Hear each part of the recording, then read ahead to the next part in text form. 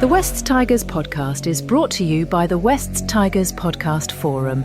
Join the conversation today at weststigerspodcast.com.au.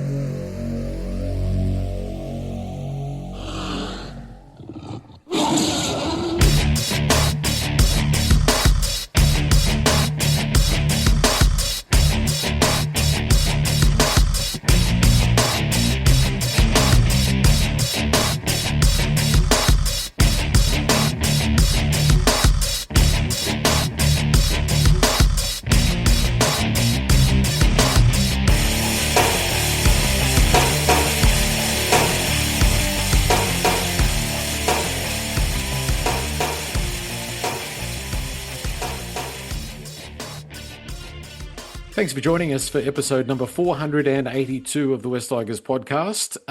It is, as everybody knows, a post-loss edition of the podcast, and it's just Nick and I, the last of the Mohicans for this edition of the pod. It's funny, the better the team's going, the more we've got people wanting to come and talk about the West Tigers, but nobody wants to talk about the West Tigers, especially their fans at the moment. Nick, it was a horror night. It was bad, wasn't it, Joel? And you were sitting through it. So how was that experience? It was not great. Would not recommend, especially being an away game. So there was lots of happy Bulldogs fans and some glim-looking West Tigers fans, understandably. But I haven't been to a game for a little while. Had excellent seats just up, sort of on that first tier on the western side. So you could I had a really good vision of the game, and it showed a lot about our football team at the moment, and not very much that was very good about what I saw out there. So we'll talk about that shortly. You've got football in your hands. You're getting ready. You've been practicing this afternoon. You might get a game in the halves this week. You never know. So I did actually go for a long walk just to try and clear the mind this afternoon with a mate of mine who coincidentally is a Bulldog supporter. So that was an interesting chat on the way around. But no, I took my footy with me, Joel. So strolled around the bay, around near roads and sort of Homebush area, which is quite nice. It wasn't a bad afternoon. But yeah, took the footy with me and just sort of contemplated life as I went around holding my steed in. But, what else do you do as a West Tigers supporter? We're all used to sadness and not much success. So we continue. Well, let's have a look at one word. I've got one that I'm looking forward to sharing in just a moment. What's your? I think from the what you were saying earlier, you've had trouble narrowing it down from a small field. Yeah, I've got a few words. I'll try and keep it light as possible. My first word is, it's a number, and I did this last week. It's 49. So we've got 49 days until we play our last game. So I'm counting. That seems a lot. It does seem a lot. I'm counting down. My next word is West Magpies, because the Magpies did manage to have a win in New South Wales Cup today against the Bulldogs. So I had a quick look at the highlights. Again, Javon stood out. He was looking very creative again. So who knows, we may get to see him in NRL before too long.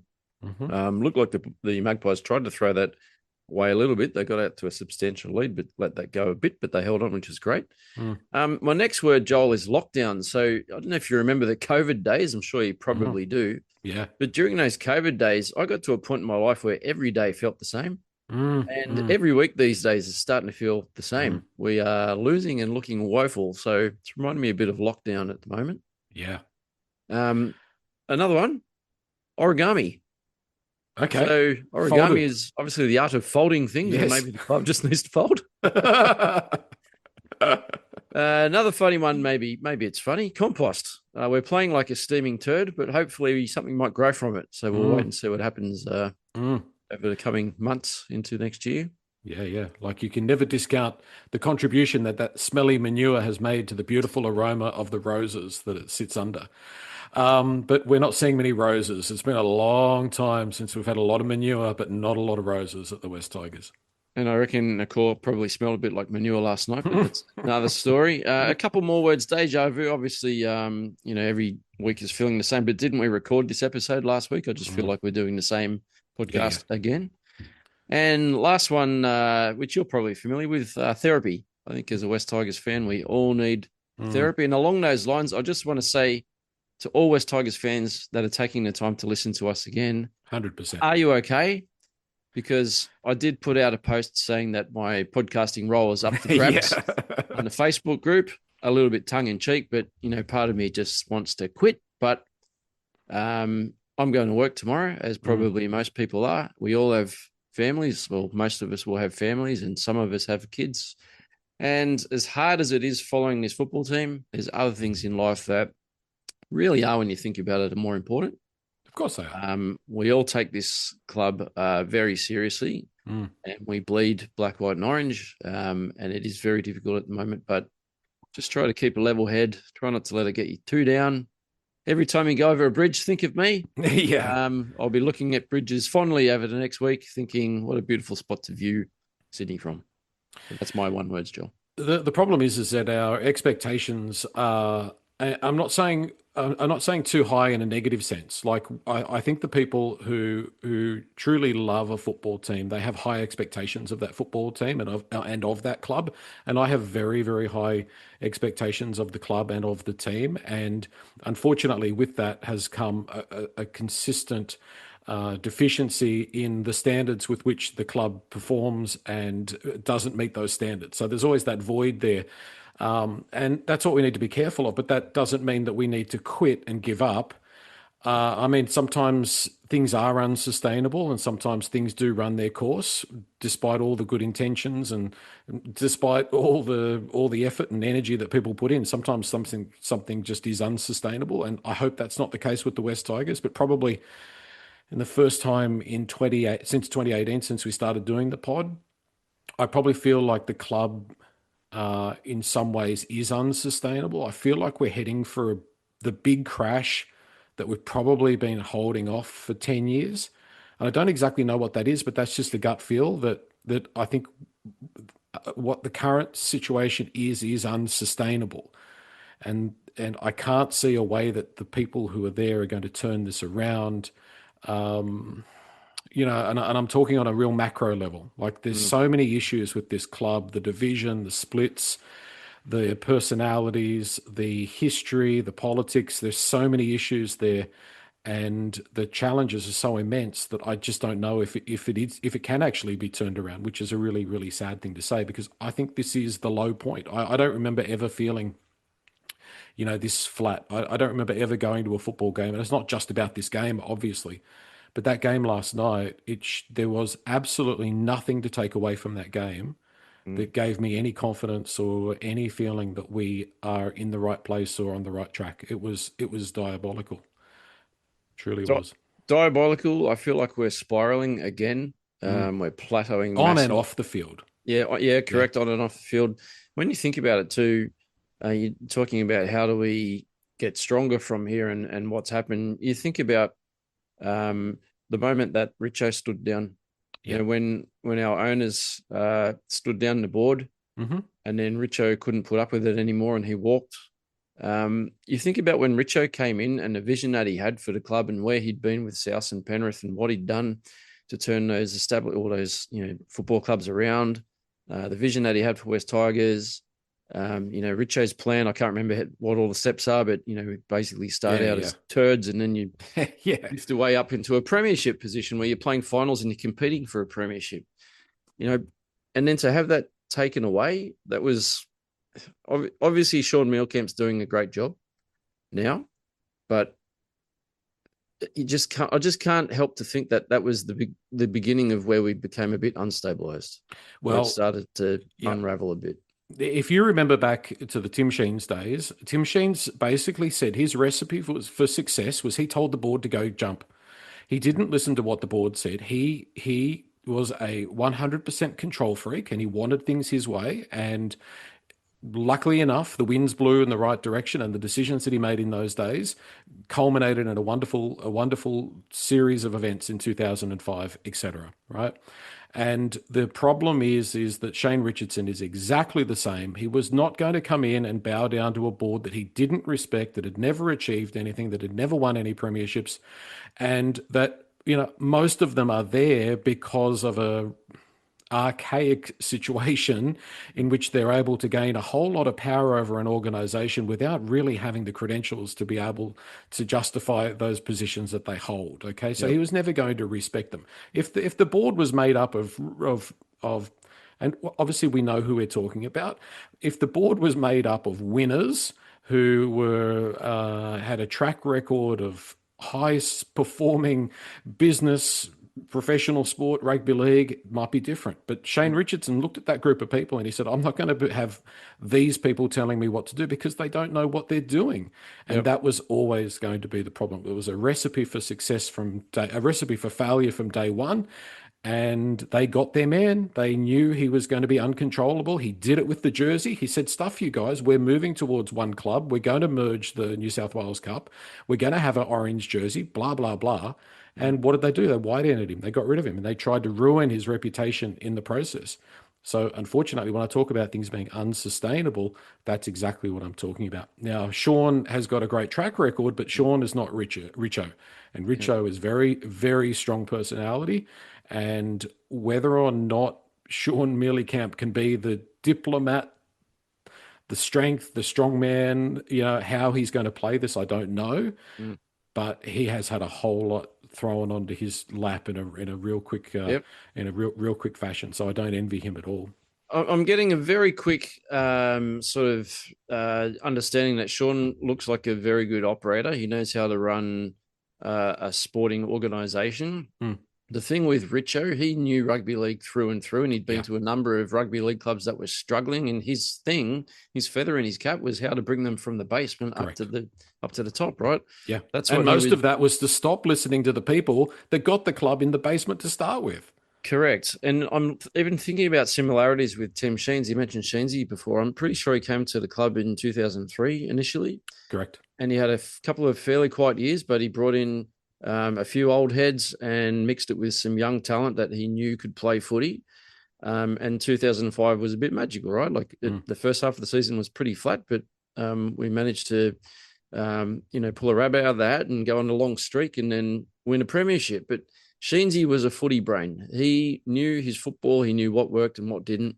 And he was stubborn, like you're saying. Like he came in with an agenda. Mm-hmm. He managed to do it. Now, we didn't have a lot of luck after 2005. I think it was probably about 5 or so years until we played finals again. I think 2010 was the next year we played finals.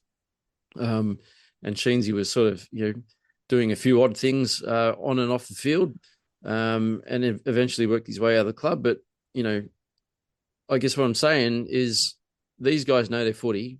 They know how to get a team improving and to a point where they're competing. Richo was that man. He left. Yeah. And you look at what's happened since then. We've lost Jerome. Our results have gone backwards. And now we are in the same hole that we've been in for the last few years, which is spiraling towards the bottom of the toilet again. Yeah. It is managed decline. It really is. There are people in positions of power who do not live, breathe, they do not bleed black, orange, and white. Yep. And unfortunately, it comes to the surface. It comes to the surface in regards to the amount of money that they tip in. It comes to the surface when they do like what they did to Richo. But that's not the immediate reason why we lost that game on the weekend. But it's certainly on a macro level, it's a significant concern for the sustainability of the club moving forward. What about my one words? I've got a couple of good ones here.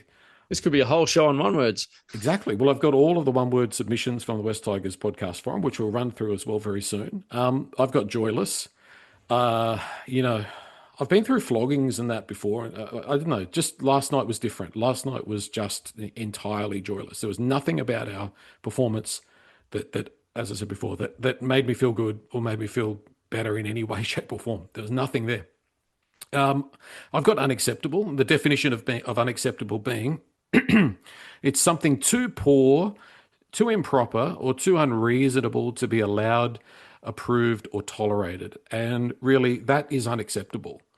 And I don't know how the club could accept that in any way, shape, or form. I don't know exactly who the blame falls on, per se, but I know that we've got to find out what's going wrong and we've got to make changes because if we stay on this same trajectory that we're on, next year's a write-off as well.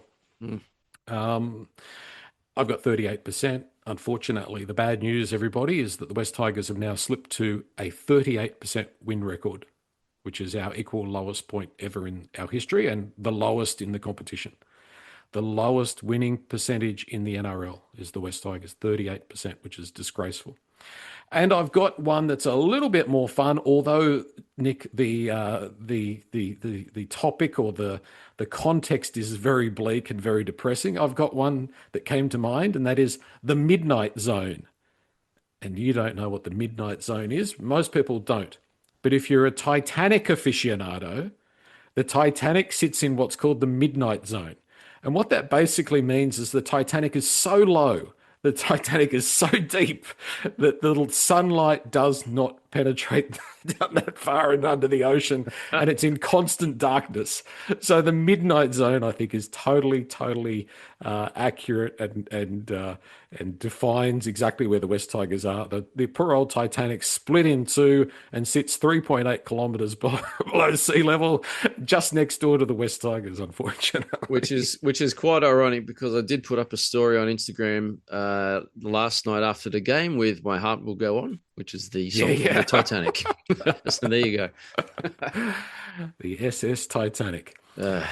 I'm going to run through this. Look, there's a little bit of news around. Latu looks like being suspended for 2 games, so we're going to be out without Latu Fainu for 2 weeks, which I think is very, very harsh. I think it was Latu does have that sort of silly awkwardness in his game sometimes. I'd cop a week, but I think 2 weeks is a bit unfair.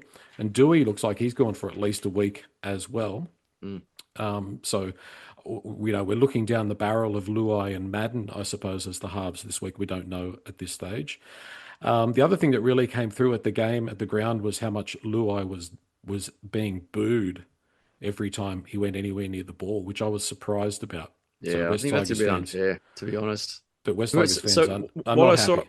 What I saw on TV, Jerome was screaming at the boys all night long. Every time someone made a big tackle and he made a few of them, he was turning around and cheering and getting the boys trying to rev them up. He was doing what he could as a leader. So he's still trying his heart out. And I think that's Jerome. I can see him doing that the rest of the year.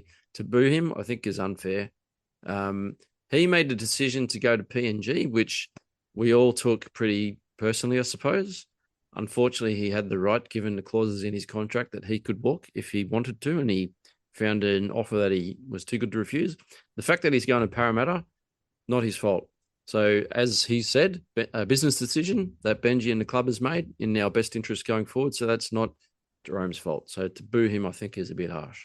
He has apparently offered to stand down if that's what's better for the club. So, I don't see that happening. I think people are upset. I know people are upset because he said one thing and did another. And, people just can't cop that. And that's in some ways worse than Galvin. I mean, Galvin never said he was in love with the West Tigers and was going to be here forever. The way that Luai handled that was not right. I don't even know why he was the way that he was in regards to the future. He could have just kept playing it cool, and that would have been okay by us. Because really, for most West Tigers fans, we saw him as a contractor. We never really saw him as necessarily part of the fabric of the club. So all you have to do is say, look, I'm coming, I'm doing my best. I'm trying to help Benji build the club, and I'm here, so long as, exactly what he said, so long as they keep doing the right thing by me, I'll be here. Now, does that mean that maybe something behind the scenes wasn't right, and that was a factor in it? We'll probably never know. But yeah, you can't say one thing and do another. Wonder how much of an impact losing Richo had on Jerome's decision too. Exactly, that could be a factor in it. Okay, here's what I've written down, just a few thoughts after the game on my piece of paper. So I felt like, once again, we had no depth in attack. Now, the reason I think we have no depth in attack is we have no speed. I think if you look at teams that are sluggish, they tend to play one-dimensional, side-to-side football with very little depth. Because I think that if you don't have that speed and don't have that impact, playing with depth tends to get caught out. And then what happens is that we have no real impact. We can't win the collision because we're hitting the ball so flat and so close to the advantage line every time that we're just getting smashed. No second phase play. There is just, our ability for second phase play is just disgracefully absent. It's so one out. It's so the next guy is not ready for the ball. The next guy is not anticipating what might happen. We do a offload and it doesn't go anywhere anyway. It's totally pointless. In fact, often we lose ground. Mm. We're passing it to somebody who's not in a better position. So there is no second phase play. It's certainly the absolute opposite to Benji ball. We are the total opposite to Benji ball. And I don't know if that's by design or what that is, or the players, the playing squad that we've got, the way that we've been prepared, but it's not Benji ball at all. Talking about Benji ball, Yep. you said on the previous pod that Benji tends to err on the side of being Of course. conservative. Conservative. And yep. we've spoken about this a little while ago, that the media was all over Benji ball the first 7-8 weeks of the competition, when all West Tigers were all about offloads. It was all about, Terrell running it up and offloading, and someone having was there multiple attacking options. And there was a lot. Like, it didn't look structured, but it Yeah. was what they called Benji ball, which turned into Foz ball, and Manly took it and ran with it. But I wonder if that's when Benji just said, I know he shut it down publicly in the media and he said, it's not Benji ball. You guys call it that, but that's not what we do. I wonder if he started to play a bit more conservative, or tell us to go out there a bit more conservative on the field, which hasn't worked. But it's a mystery where we as fans are not going to know what happened there, why that changed. Well, it coincided with injuries. It coincided with Luai. Perfect storm, wasn't it? It coincided with the opposition getting better. I don't want to take it away, because it was wonderful to win 3 games in a row and to look great at the beginning of the season. But we were playing teams that were a little bit underdone as well, and that if you look, for example, Cowboys, they had a really slow start to the season. We got them at Leichhardt. They had a poor afternoon. I don't want to take the wins away, but you have to look in that context of, when the whips start cracking, there's plenty of horses that lead the Melbourne Cup after 800 metres. Very few of them go on to win it. I blame Jordan. So we lived and waited for Jordan's 3 in a row. It happened, and then we've been poo ever since. So Jordan, your fault, bro. Yeah, we need a scapegoat. Jordan, you're the scapegoat. You're the reason for all of this, Jordan. Jordan's fault. I've got here poor wrestle technique. We don't know how to wrestle. We just suck at the wrestle, both in attack and defense. Our play the ball speed, although the NRL stats show that we're about the same as the Bulldogs, it wasn't. I don't know if how accurate those stats are, but my eyes tell me that our play the ball speed sucks. And that wasn't just last night. I thought we were predictable. Wingers hitting it up off the kick every time. And you know what's strange is it's in the same order every time as well. Like, they don't even vary the order with which they hit the ball up. Maybe that's what we practice every week. Yeah.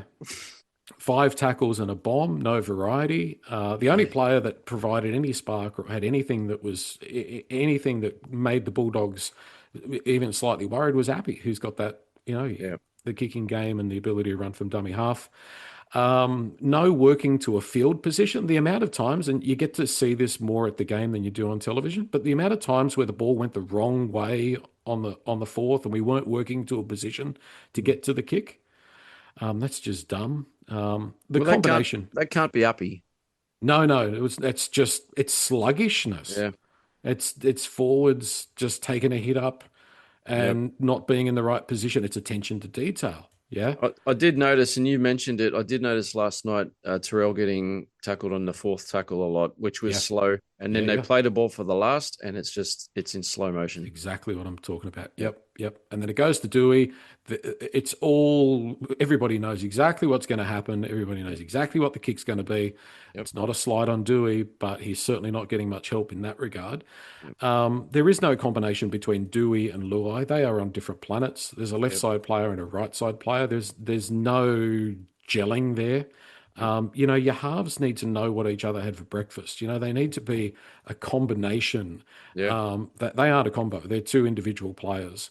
And that's one of the reasons why we've scored 4 tries in 4 games. I will say, just on that, when Latu came on in the second half and was playing, I don't know if he was playing halfback, but he was playing a playmaker. And I did ask on the last pod, so thank you, Benji, for listening, that I want to see Latu in a more creative type role. Yeah. And he looked really good. He looked great until he went into that stupid ankle level shoulder charge with no arms. Sorry, Jordan. I know Jordan said it shouldn't have even been a sin bin, but I watched it back.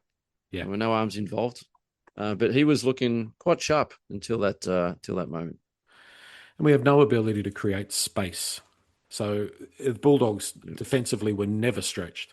Yep. So, I mean, the definition of insanity is doing the same thing over and over again, expecting a different result. I think Benji, I love you. I'm still supporting you as coach, but for the last 5 weeks, we have tried to do the same thing over and over and over again and expected a different result, and that's insanity. And I know that we don't have a huge amount of different options, but we had to try something different. And maybe a more experienced coach might have been able to shake things up or do things differently. But we went out there once again with exactly the same game plan that we've had every week. And if you're coaching against the West Tigers, my God, what an easy week it is. Just great line speed, line speed, line speed, line speed. Slow down there, play the ball as much as possible. Really simple stuff, and you'll beat West Tigers. We're just so one-dimensional at the moment. And speaking of one-dimensional and doing the same thing over and over, I'll just point out too that last night's game, and kind of like what I was talking about, deja vu, was almost a complete carbon copy of the Warriors lost the previous week, where the Bulldogs came out fast and scored 3 times in the first 20 odd minutes. We held them out for about 30, 35 minutes, exactly the same as the Warriors game. And it looked like momentum was swinging back our way. Even the commentators on the Fox coverage I was listening to were saying Tigers have got the upper hand here until the sin bin, and then they scored late and it was game over, but almost exactly the same as the Warriors game. So another poor start, tried to build, but not enough creativity to score points and too much pressure. And the gas or the release valve went, and we were buried late in the game. See, I think if there's one thing that encapsulates at least the second half of this season, it's been really poor starts. I look back to the Dragons, to the South game, actually, right at the beginning of the season. That was a really slow start as well. Sluggish starts are a concern for me, because if you're not hitting the field ready and pumped and ready to go, that says a lot to me. We had no energy from the outset. You could see it in their body language. It's just slow motion, don't care. They just weren't on. You could just see it from the start. Why not? So I want to know, why did Jareem Buller miss that 40-20 at the end of the Bulldogs' first set? Well, Skelton and Taruva had swapped sides. So Skelton was on the right wing and Taruva was on the left, which is not, I think that's the first time we've done that this season. And Buller seemed to be remonstrating to Skelton that he didn't get the call from Skelton that it was a 40-20. There looked to be some blame there. But regardless, Buller should have grabbed it. He had every opportunity, should have grabbed that ball. And I don't think it makes a huge difference. I don't think it changes the outcome of that game, because I don't think we were going to ever win. I know that it certainly took away any chances once we got to 18-0. It was just never going to happen. We've struggled to score 12 points, let alone 18 points or more. But yeah, it was just. But that's what happens when you play negative as well. So that's the thing, is that we're playing negative football. A positive football team will grab that ball and take some opportunity with it. Yeah. True. Here's an opportunity. You've got a scattered defensive line running down the 60 meters down the field. Here's a chance to do something. But we're just so one-dimensional and flat.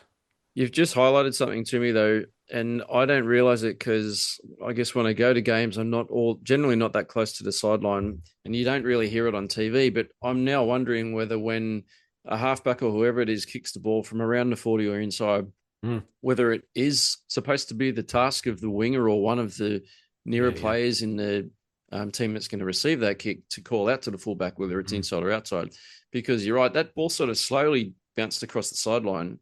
Dream kind of let it go, put it on the bounce and looked back, and then it looked like he was saying to Skelton, was that inside? Yeah. So it sounds like there was zero communication from Skelton. And if that's the case, if that was Skelton's role to call out to the fullback to let him know if it's inside or outside, it sounds like he's not talking. Yeah. And to not talk, that's like schoolboy stuff. That's my kids under 10 stuff. Correct. Which I was screaming at him today. Make sure we talk to each other. Yeah. Communication. Look, I mean, the other thing, and I don't want to beat up on Buller just on that, other than to say, he should have got the ball, but it's kind of like you're 2 minutes into the game. Just grab the ball, just get the ball. It wasn't like the game was on the line or anything like that. Just, you want the ball. 2 minutes gone. I know we're going to ruck it up and waste some tackles and waste some energy trying to get it out of there, but you can't run the risk of giving them a set of 6-10 meters out from your line. And then to concede that first try after 2 minutes when you've got all of your energy, and the way that we conceded that try was disgraceful as well, because the Bulldogs weren't throwing that much at us. That was just, unacceptable. Skelton, I would not re-sign Skelton. We cannot re-sign Skelton. He's not only has he got those issues in his game, he is sluggish at best. I like him when he's at his best. He's a really hard, but it's not strong runner of consistent the enough. ball. And We can't have inconsistent players. His kick returns are great, Yep. but he's not a smart man. West Tigers need to have consistent performers that perform at a level in and week out, and we can't have guys. We've got way too many of them. We need to have some consistency. I'm happy to be out muscled. I'm happy to be out enthused. We're not happy, but I can walk away from a game saying, for example, the Penrith shellacking. I looked at that game and I thought, well, just out muscled. You're outclassed. You're out muscled. But to be out enthused after losing all of these games in a row, that's not acceptable. That's not. The other thing that was happening a lot, and well, happens a lot down every edge, and especially a lot in recent weeks, is how quickly we get outnumbered and how other teams just go around us.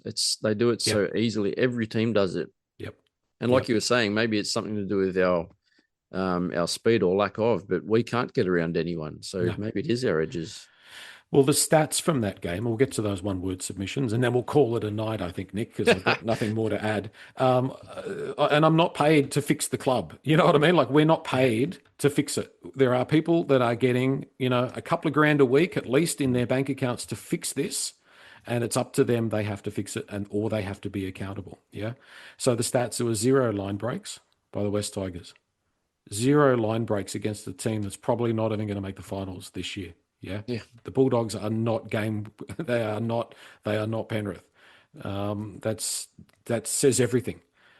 107 kick return meters. They made 234. Average set distance was only 38 meters. To be fair, theirs was only 42. We had 45% possession. Not one forward from the West Tigers broke 100 meters. Yeah. Poor. So the problems are in the halves, but man, they're not getting any sort of platform. We cannot win the collision. There is not a guy at the moment in there that consistently wins the collision, that consistently makes the opposition nervous. And they had about 3 of them. That made a huge difference. And Jared Hayward, fantastic debut, struggled a bit in defence last night, missed 3 tackles, shouldn't have been starting at hooker in his second week. Look. Obviously, Appy's injury was a factor in that, and we wanted to get 20 minutes out of him. But, he was targeted and came up a bit short defensively. So I hope a lesson was learnt there, that if you're going to run a young hooker, you've got to do it off the bench, and you've got to control it and not let him start a game against a team that was always going to be pumped up. We've beaten them the last 2 times. There was a lot of emotion for them with Galvin, et cetera, and they are, to a degree, fighting for a potential spot in the finals. They were always going to come out with a point to prove. So anyway, anything to add on that? No, that was great, Joel.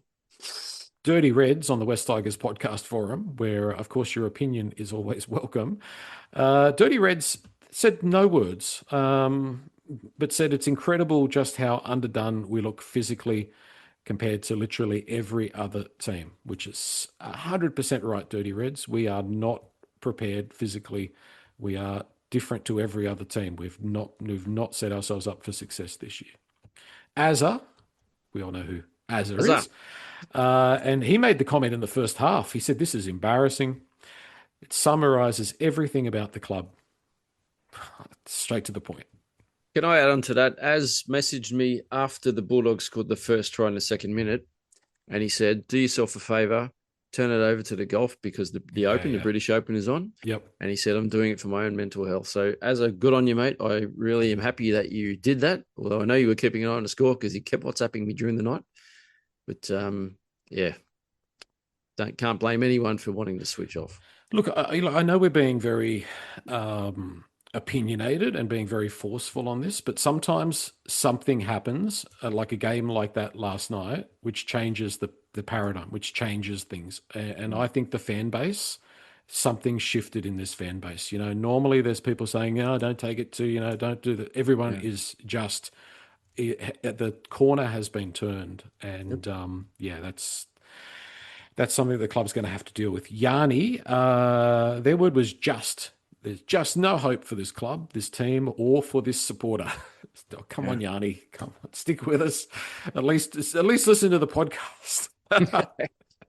LFC Tigers' word was mean. No, we don't have forwards that are mean. Their word, LFC Tigers' word meaning we've reverted to a bottom four club. True. Mercy Rule. I took meaningless from your post, Mercy Rule, saying enough is enough. I'm no longer going to let these pretenders at West Tigers influence my mood. I think that's probably good advice for everybody. London Tigers, abject. So abject failure in every part of the game. London Tigers listed them all, but you know what I mean. You know what he means. Mr. Anonymous 26, accountability. There's nothing more to say. Yeah, there is no accountability as far as we can see. Teddy S's word was odious. But what was really clever is Teddy S used zeros, because that was our score, zeros instead of O's. So very clever, Teddy S. I like that. Pat Walker, September. I can't wait for the season to be over. It sounds like me too, Pat. Yep. Mac Tigers' word was sorry. Sorry for all the West Tigers fans that had to sit through that. Cades, 79, perplexed. How did we fall so far in 10 weeks? It's hard to understand, isn't it? Wagga Tiger, cancelled. I've cancelled my membership, and that is, and also put in accountability. Will there be any? Natmac 78's word was streak. How easy the losing streaks come at West Tigers. Tigersmen, one. We're 1 week closer to the finish line. Yeah, agreed. Osmo 7, no one word. In other words, couldn't be bothered even doing one word. Like, there's just nothing to say. And Mike's word was dumb, very low IQ footy on show. Snake's word was nothing. There's nothing more to say. And that's probably a good place to end the podcast, Nick.